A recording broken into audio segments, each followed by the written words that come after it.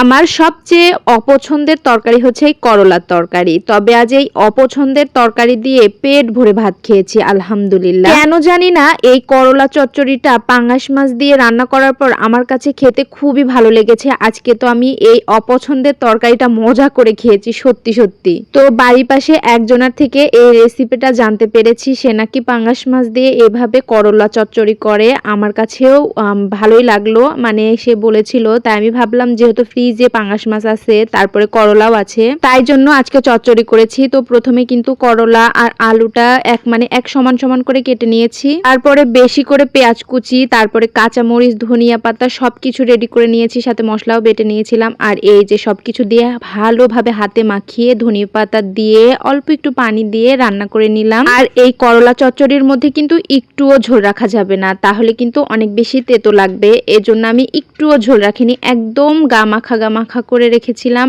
আর বিশ্বাস করেন এই করলা চচ্চড়িটা কি যে মজা হয়েছিল, কালারটা দেখেই তো লোভ লাগছে, এখনো আমার আবার খেতে ইচ্ছে করছে সত্যি।